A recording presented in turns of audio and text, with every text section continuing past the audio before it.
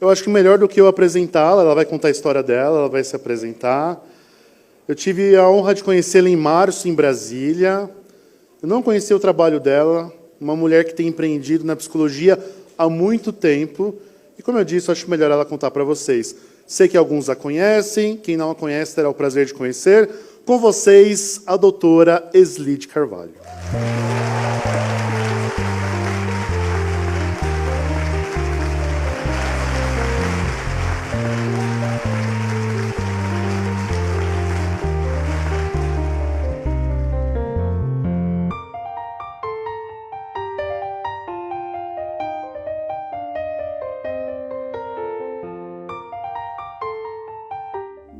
Uau!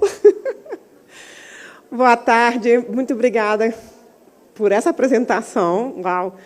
E eu estava falando para o Bruno que eu estou muito emocionada de estar aqui com vocês, de ver essa jornada que vocês estão empreendendo, muitos de vocês que estão começando, né? E eu conheci o trabalho do Bruno, que eu acho que menos de um ano atrás, e eu pensei, puxa vida, se eu tivesse tido isso, eu tinha me poupado tantos caminhos, tanta dor de cabeça, tantas coisas que eu podia ter aprendido já no atalho. Mas deixa eu contar um pouquinho da minha história para vocês entenderem também um pouco, né, de onde é que eu venho com tudo isso. Eu morei um tempo no Equador e os indígenas dizem que, para a gente ter autoridade para falar as coisas, a gente tem que contar a nossa história. Então, aqui vai minha história. Eu acho que eu nunca contei essa história dessa forma. Então, eu nasci no Brasil, mas eu fui pequenininha para os Estados Unidos, e vivi lá até os 15 anos. Muita gente acha que isso é maravilhoso, e foi. Mas, quando eu voltei para o Brasil com quase 16 anos, eu comecei a aprender a ler e escrever em português. O que foi um desafio em si mesmo. E eu levei mais de 2 anos para as pessoas pararem de me perguntar de que país que eu era. E era um negócio complicado para a escola. E quando eu comecei a pensar assim, vestibular, o que eu vou fazer com a minha vida, não sei o que mais, um dia minha mãe virou para mim e disse, Esli, você devia fazer psicologia. Eu disse, tu tá doida, mãe? Que história é essa de fazer psicologia? Eu disse, não, minha filha, você não tem esse povo aí, esses jovens, vem tudo aqui para casa, fica até as 2, 3 horas da manhã enfiado no teu quarto, você aconselhando, você tem dom. Ele disse, eu não vou trabalhar com doido, mãe. Esquece, isso não existe.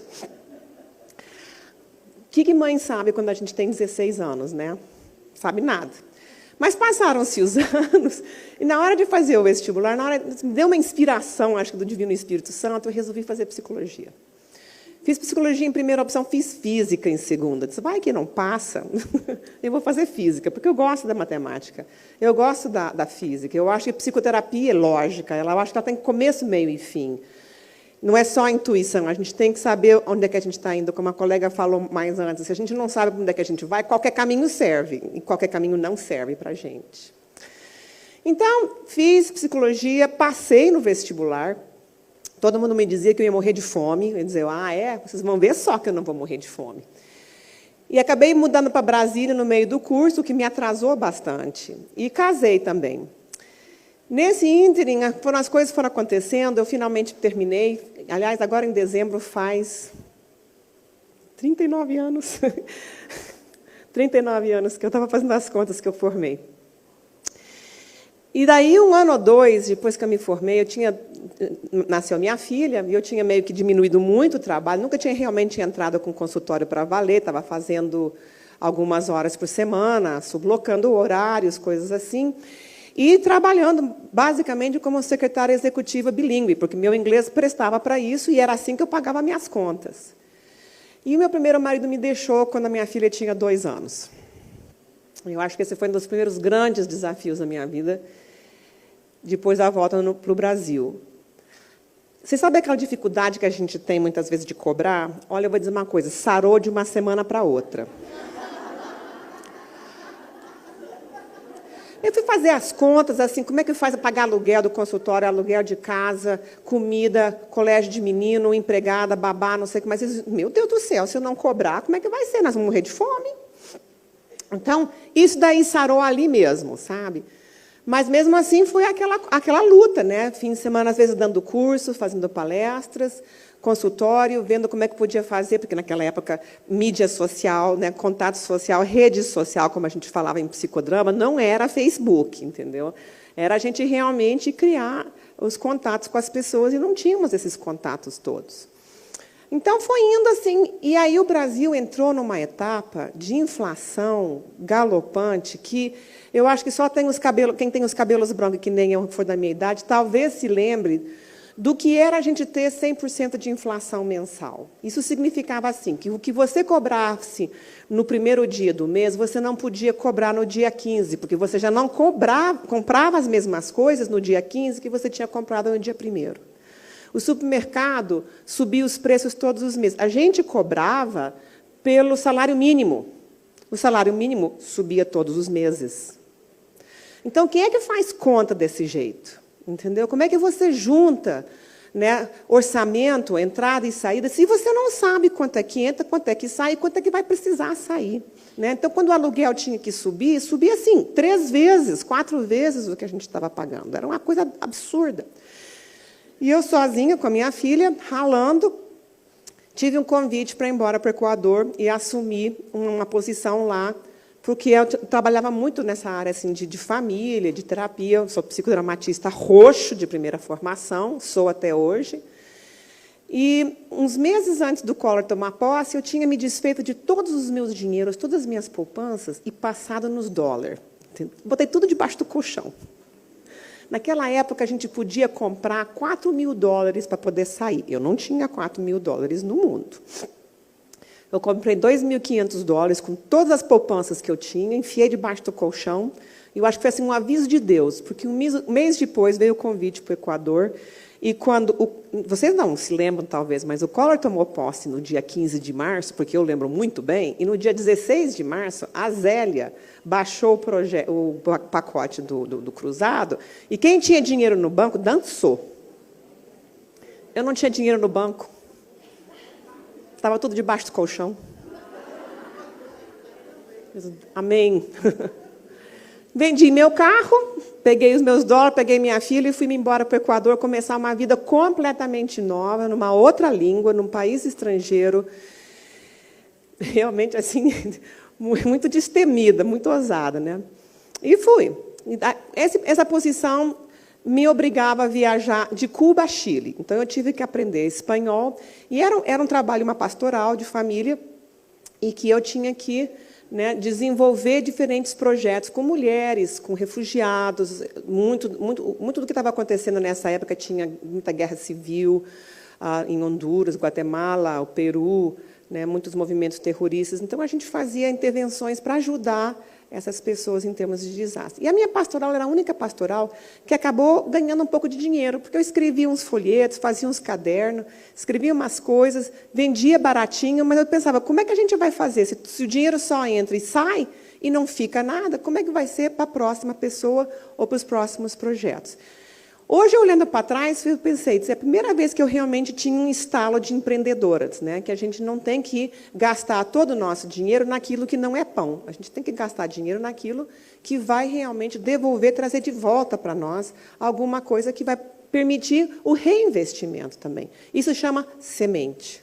A gente tem que ter as sementes que vão frutificar, para a gente ter colheita também. Então, eu ia plantando esses negócios. E, nisso tudo, acabou, inclusive, virando um livro. Esse divórcio que eu passei, que foi tão difícil, que foi tão doloroso, acabou virando um livro. O livro se chama Quando o Vínculo se Rompe. É um livro muito autobiográfico. Tem um bocado de sangue nas páginas, assim, das coisas que eu passei, as coisas que eu venci também, né? Mas que virou um livro, e a gente começou também a distribuir o livro nessa época, e eu comecei a ser conhecida por esse tema de divórcio e separação. Uns meses depois que eu cheguei no Equador, eu conheci um viúvo. Se vocês quiserem conhecer a história, compre o livro do Vínculo, porque no último capítulo eu conto a história de amor. E a gente começou a conversar, e nós estamos conversando há 27 anos.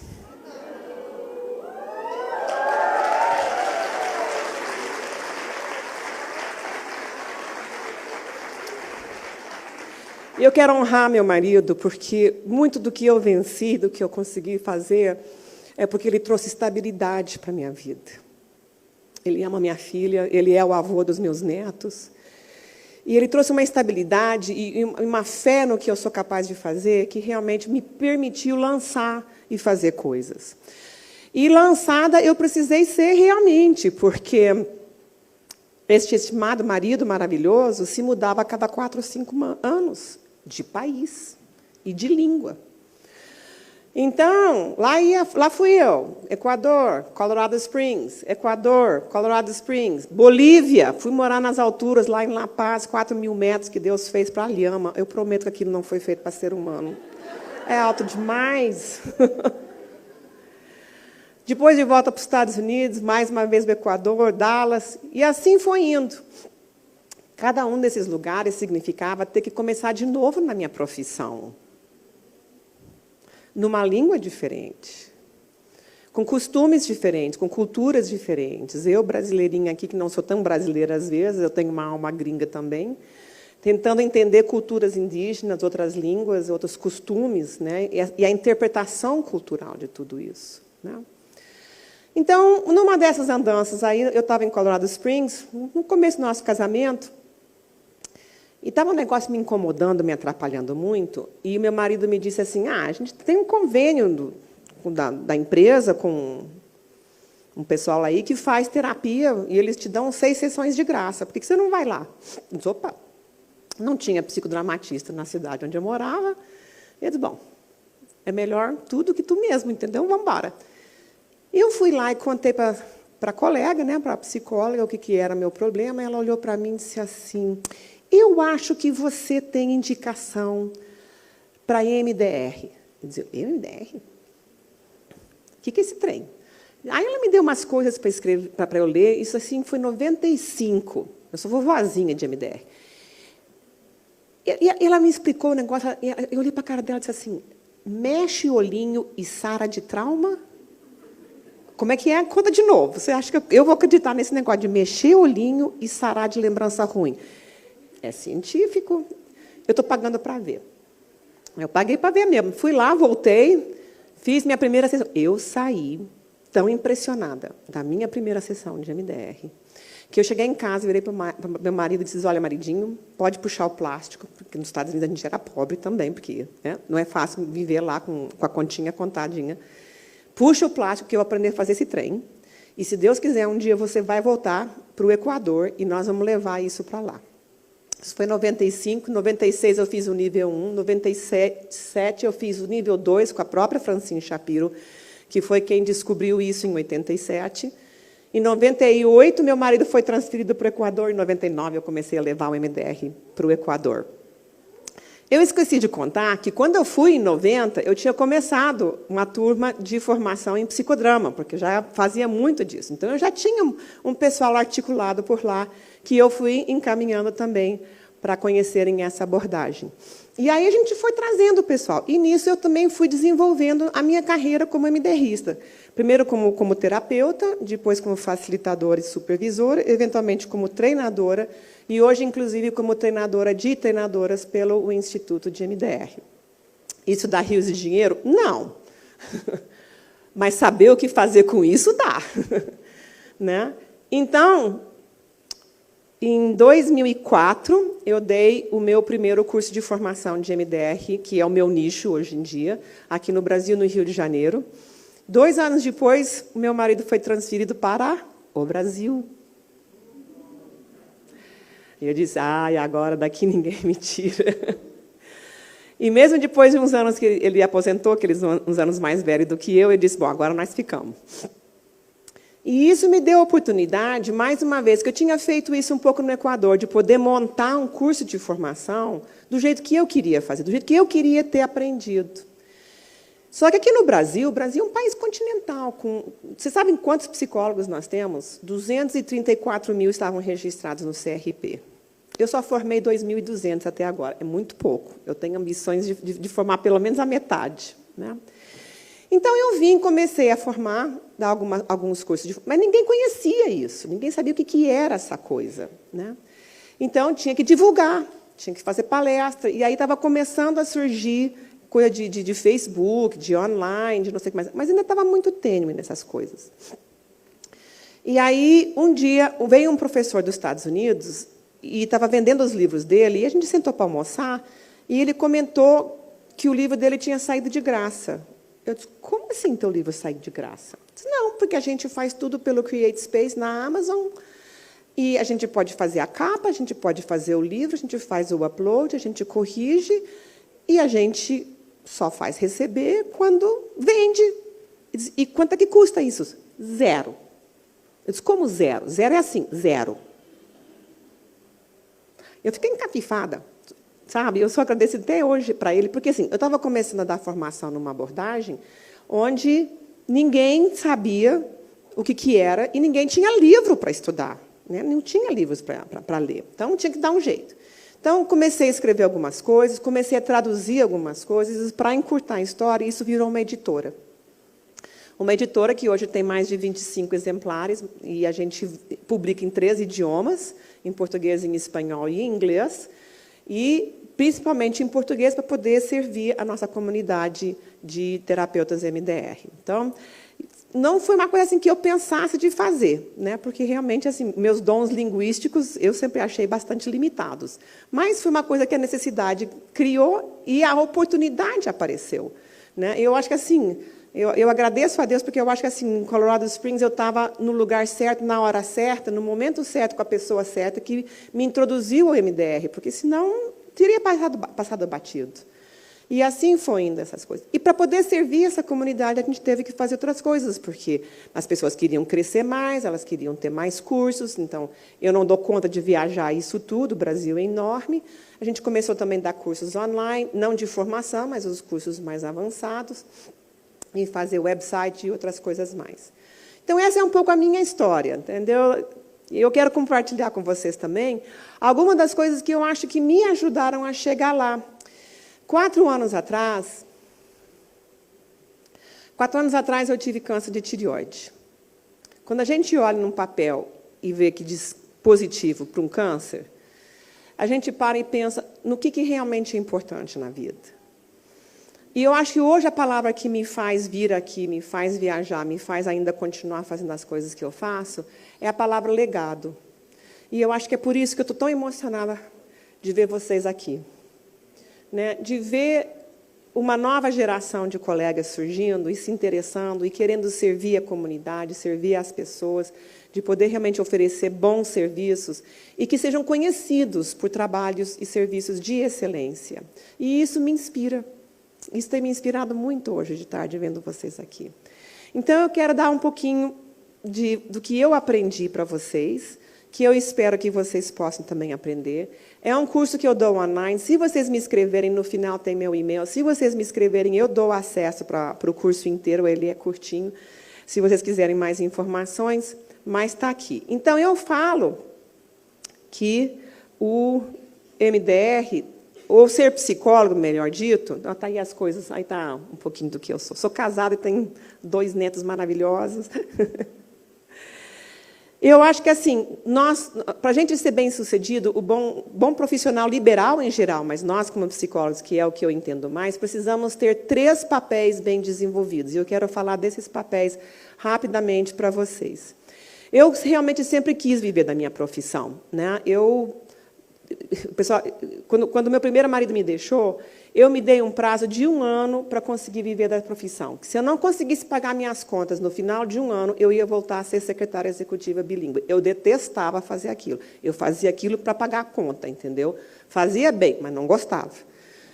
E eu tinha estudado, tinha investido todos esses anos na minha carreira, eu realmente queria ir para frente. Então, vocês sabem que, no final de 1 ano, eu estava conseguindo pagar minhas contas e eu não voltei atrás, né? Mas era assim que foi assim, o grande desafio. Então, eu me formei em psicodrama e entrei para o MDR, e eu só queria falar rápido, mostrar uma foto para vocês de por que eu acho tão incrível o MDR. Isso aqui é um cérebro pré e pós sessões de MDR.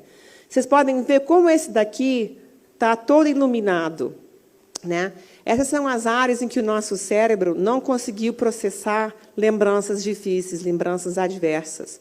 Tem um estudo chamado ACE, Adverse Childhood Experiences, experiências adversas da infância. Eu fiz uma apresentação, está no meu YouTube. Se vocês puserem ACE em meu nome no YouTube, vai aparecer. Uma palestra que vale a pena. E mostra como o vínculo entre trauma infantil resulta em doença na vida adulta.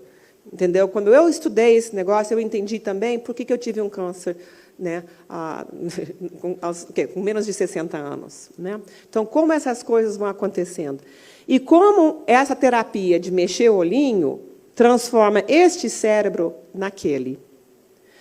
E a gente tem base científica. Hoje é uma terapia reconhecida pela Organização Mundial de Saúde.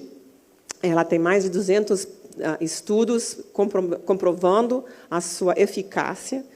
E é uma terapia, uma abordagem que foi desenvolvida totalmente na base dos achados da neurociência.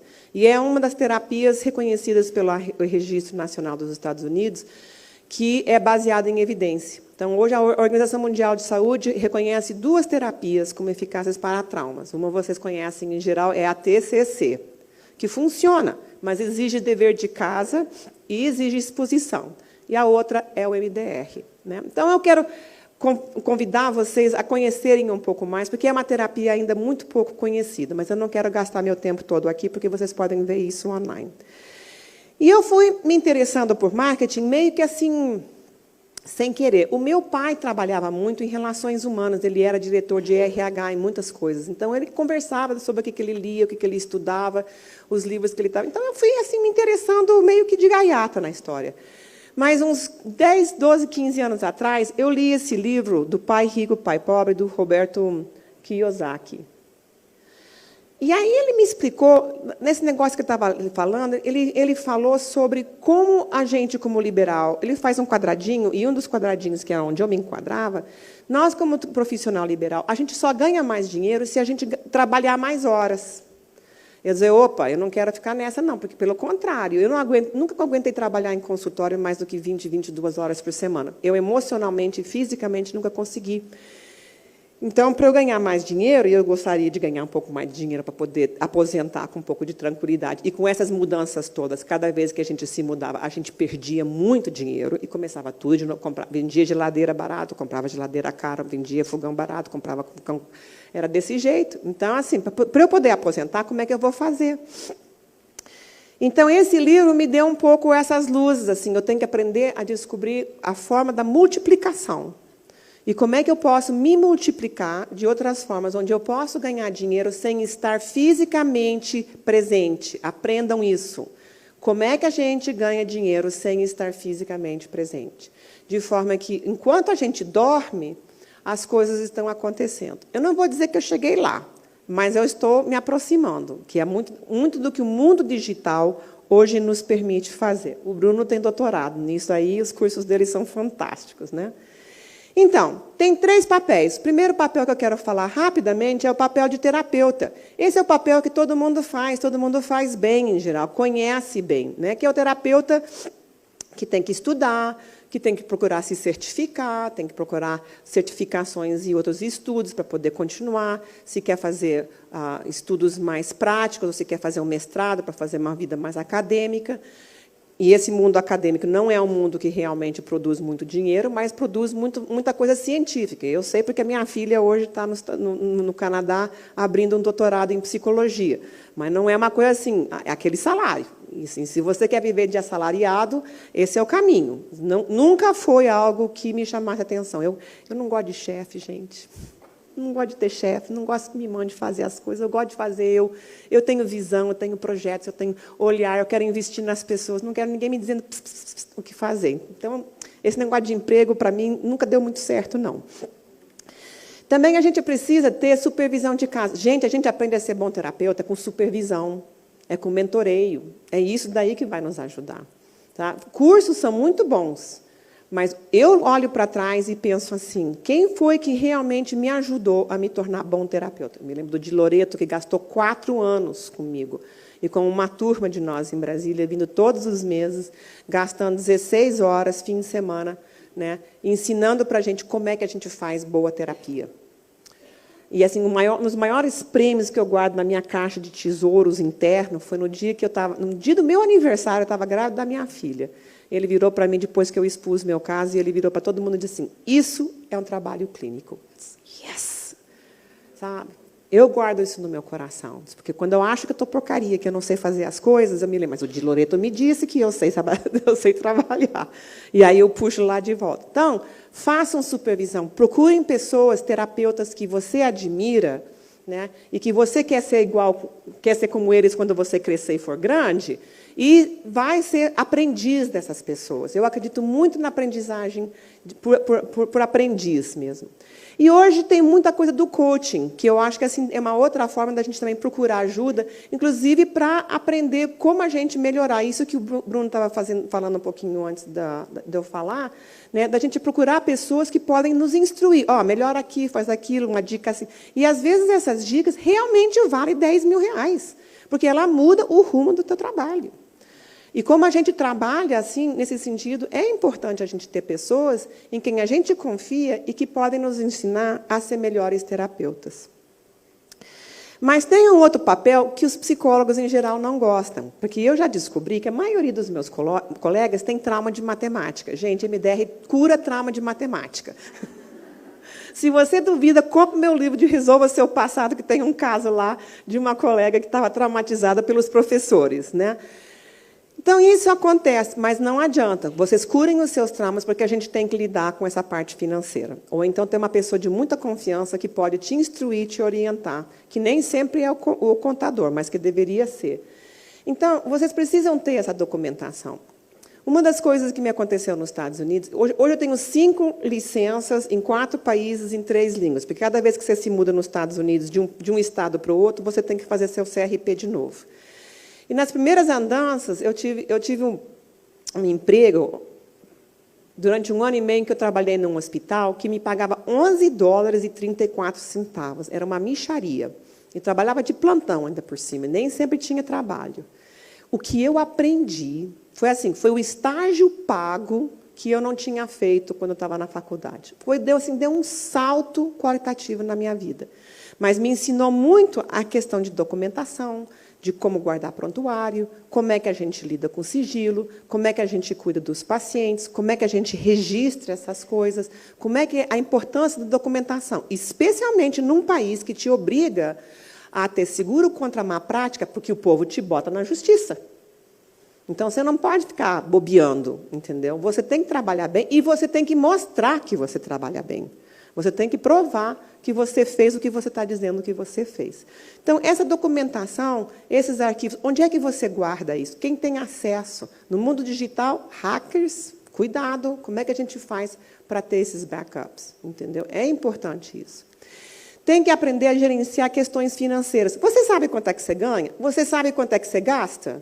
É matemática pura, 4 operações, entra e sai. Olha, tem muita gente que não sabe. Muita gente não sabe, porque você não vai para frente para saber quanto é que você precisa ganhar se você não fizer essa conta. Também essa questão dos impostos. Eu sei que todo mundo reclama de imposto, não sei o que mais, mas eu sou daquela turma assim, que a gente dá a César o que é de César e a Deus o que é de Deus. Então, a gente dá a César. Eu dou a César o que é de César. O que César faz com isso é um problema dele, entendeu? E eu moro em Brasília. Então, o que eles fazem com isso, eles vão responder a Deus depois por isso, mas eu vou fazer o que a lei me obriga. Eu me lembro de um contador, muitos anos atrás, que me dizia assim, cobra um preço com recibo e outro preço sem recibo. Eu disse, não. Ele disse, por quê, doutora? Olha aqui, como é que eu vou ensinar para as pessoas que eu desenvolvo uma relação honesta de transparência, de comunicação honesta com meus pacientes, dizendo que eu roubo o leão. A primeira coisa que eu falo para eles é que eu sou ladra, que eu estou roubando o meu governo, entendeu? Então, eu acho que assim, a gente precisa pagar os impostos. A gente dorme bem, pode doer o bolso, mas a gente dorme em paz, sabendo que não vem ninguém atrás da gente por causa de imposto. Então, paga os impostos, porque você vai dormir bem melhor. Tenha um plano de saúde. Se você não quiser ficar à mercê do INSS, tenha um plano de saúde. E porque você é jovem, não desqualifica você de um plano de saúde. Não é só para nós aqui, as mais madurinhas, que precisam disso. Né? Os acidentes acontecem, a gente nunca sabe que problema de saúde pode surgir. Então, tenha essa prevenção. Na idade de vocês, muitos de vocês são tão jovens, o plano de saúde vai ser baratinho. Mas, Deus me livre, acontece um acidente, você ficar 6 meses sem trabalhar. Eu fiquei mais de 4 meses sem trabalhar por causa do câncer de tireoide. Se eu não tivesse tido a minha reserva, eu estava no sal. E se eu não tivesse meu plano de saúde, eu não tinha me operado com quem eu queria. Então, vamos ter o plano de saúde. Tenha um plano de previdência e pense na sua aposentadoria agora. Eu queria que alguém tivesse me falado isso, jovinha, mais jovinha.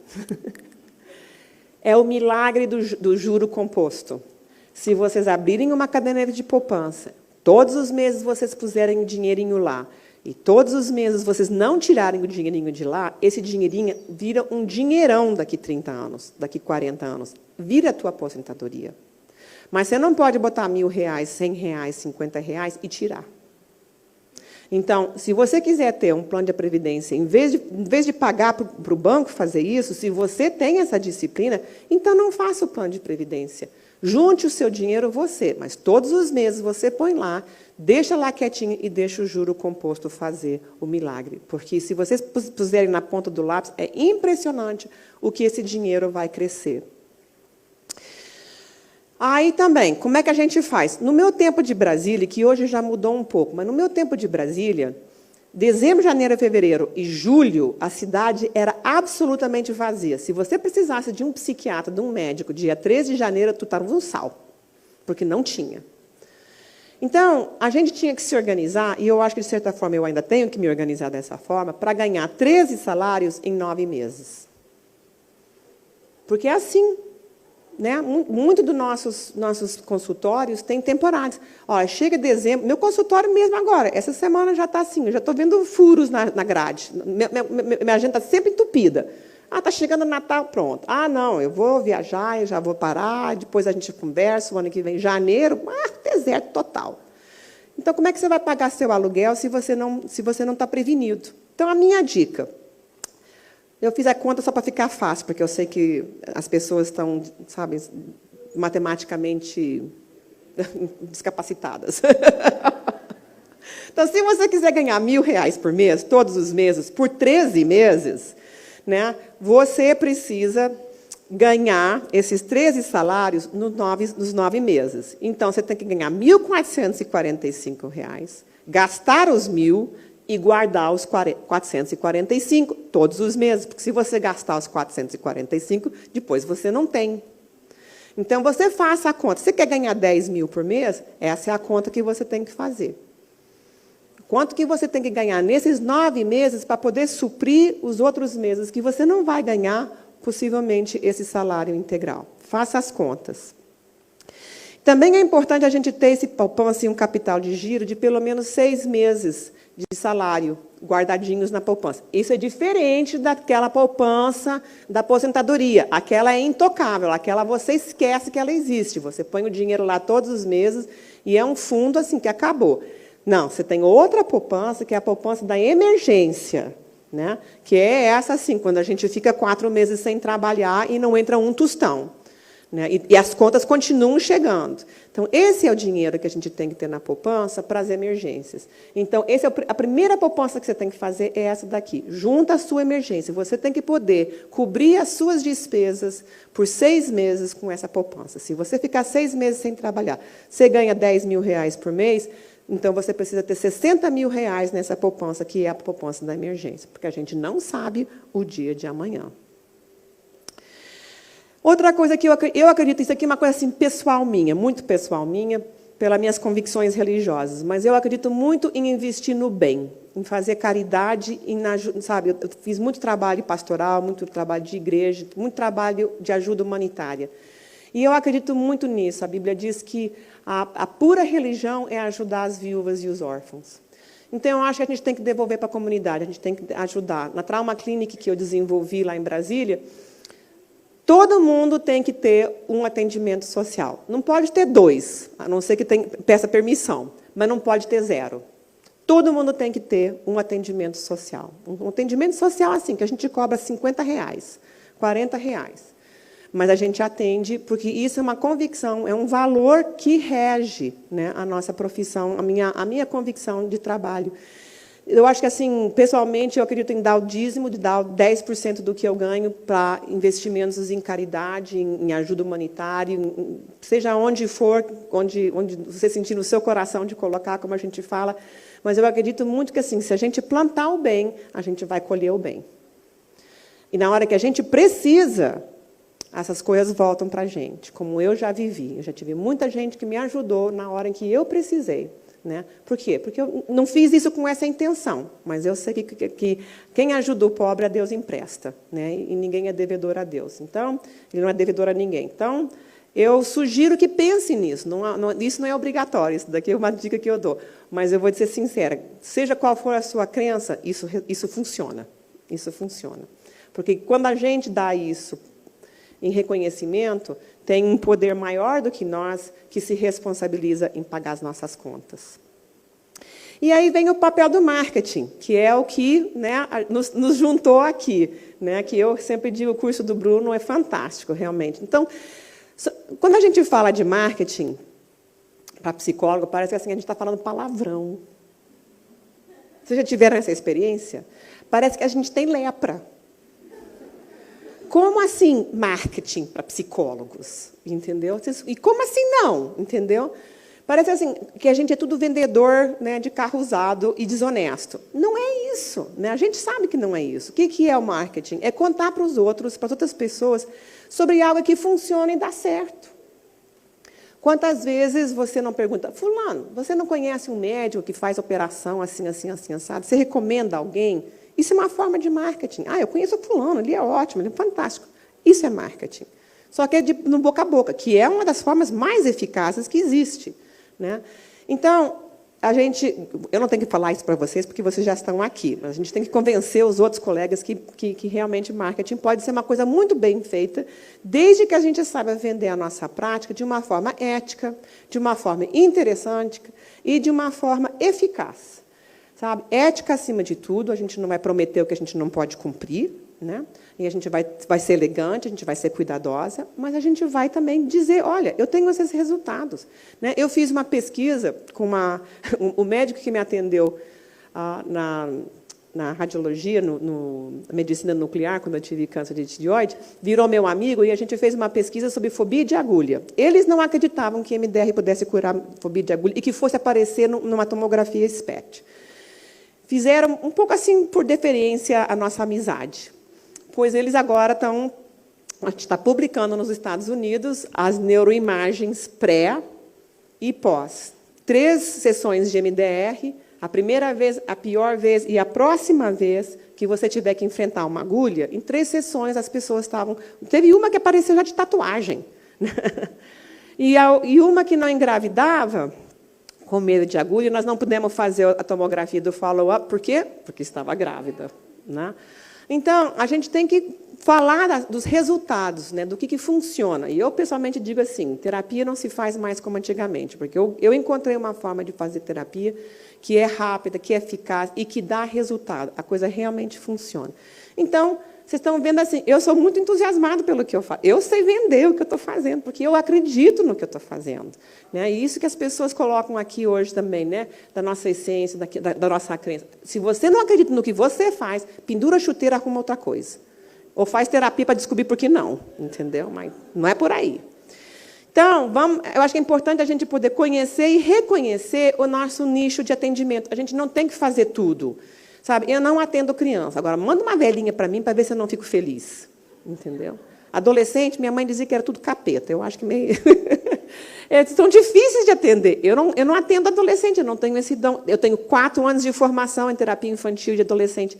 Me serve muito para supervisão, mas eu não atendo. E não me sinto na obrigação de atender.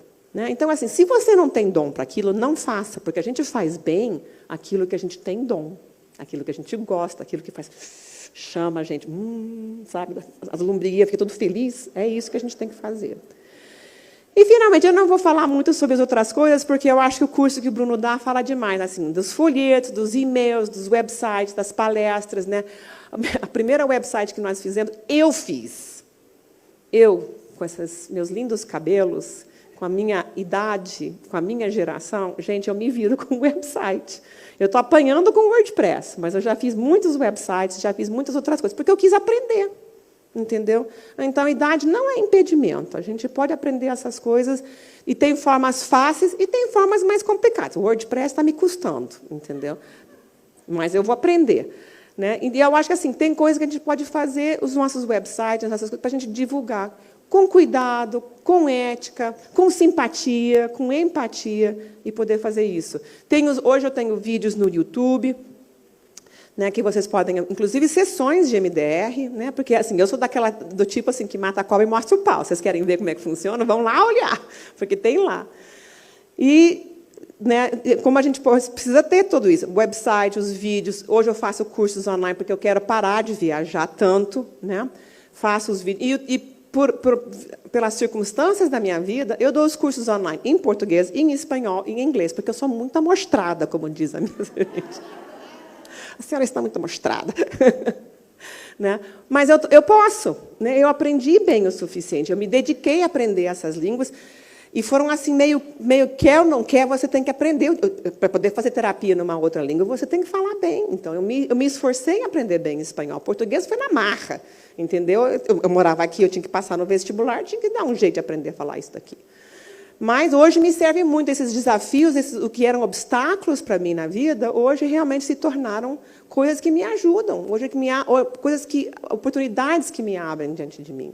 Então, vamos aprender.